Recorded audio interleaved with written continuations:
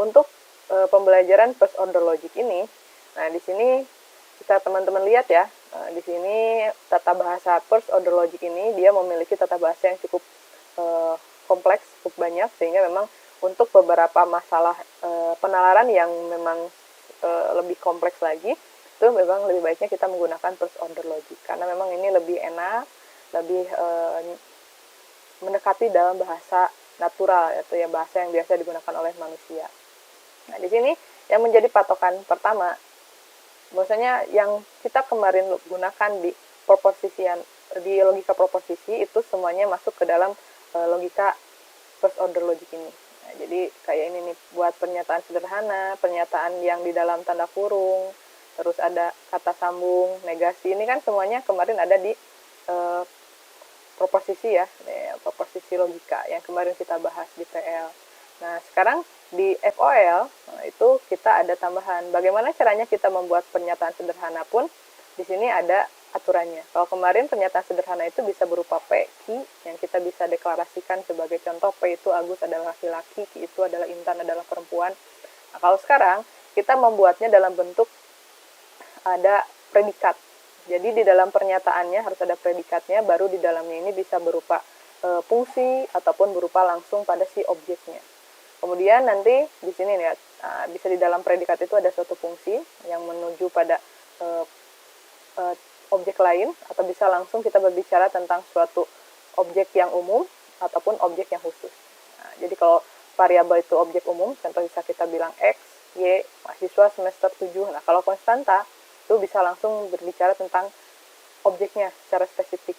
Contohnya Intan, Agus, untuk variabel dari mahasiswa semester 7 kelas A, ibaratnya kayak gitu.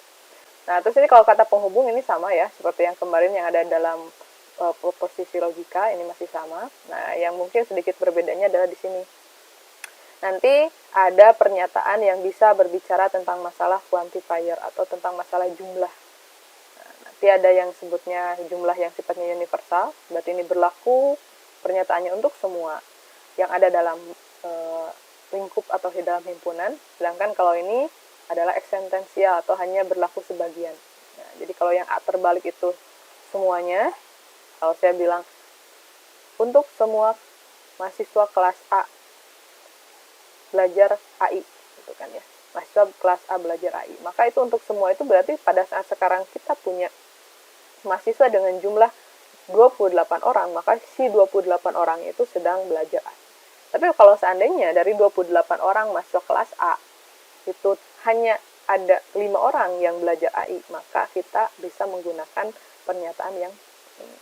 Biasanya ada beberapa mahasiswa kelas A sedang belajar AI. Seperti itu ya contoh-contohnya. Maka di sini teman-teman bisa kita lihat bahwasanya dalam first order logic itu kita tidak hanya berbicara tentang fakta. Contoh fakta itu kan kejadian belajar AI, itu kan suatu fakta. Sekarang kita sedang belajar AI. Tapi di sini kita bicara juga siapa aja objeknya gitu kan, apakah dia objeknya itu semuanya ataupun sebagian gitu kan. Nah, terus juga ada relasinya. Apa sih yang menjadi predikat dari satu objek tersebut gitu kan. Contohnya apakah dia contoh Intan sebagai mahasiswa semester 7, Intan sebagai mahasiswa kelas A, Intan sedang belajar AI, itu kan adalah suatu predikat yang kita berikan pada objek, yaitu Intan tersebut gitu. Itu relasinya itu, sehingga memang si first order logic ini dia berbicara tentang 3 hal, fakta, objek, dan relasi. Kita lihat satu persatu. Untuk membuat pernyataan sederhana, teman-teman, itu tidak terlalu susah lah ya, teman-teman. Pertama di sini, kalau kemarin kita terbiasa bilang contohnya, Agus Nugraha adalah laki-laki. Maka di sini kita tinggal membuat predikat. Pada saat saya bilang tadi Agus Nugraha adalah laki-laki, kita punya objek namanya Agus, gitu kan? Nah, saya pakai huruf kecil ya harusnya ya, karena dia konstanta. Nah, ini Agus. Terus kita kasih predikat sama Agus. Apa itu? Agus itu sebagai laki-laki. Nah, ini merupakan suatu kalimat yang sederhana, pernyataan sederhana pada FOL, first order logic. Jadi kita punya objek Agus, lalu kita kasih predikat Agus itu sebagai laki-laki. Sama kalau saya bilang tadi, bahwasanya Agus bukan laki-laki, berarti tinggal kasih tanda negasi di laki-laki. Nah, jadi Agus itu bukan laki-laki, kata saya itu. Nah, itu maka nanti kita tinggal masukkan dalam tanda kurung objeknya siapa yang mau kita bicarakan. Nah, ya teman-teman. Jadi untuk berbicara tentang masalah pernyataan sederhana, di sini kita butuh yang namanya predikat. Nah, jadi predikat apa yang akan kita berikan pada objeknya gitu kan.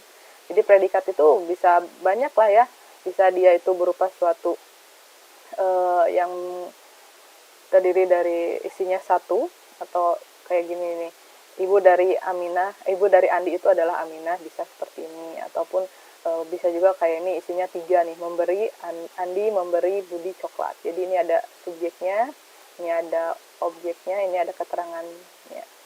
Nah, ini adalah predikatnya gitu. Jadi Andi memberi coklat pada Budi, seperti itu. Nah, jadi di sini yang penting adalah di mana kita bisa memberikan yang namanya predikat.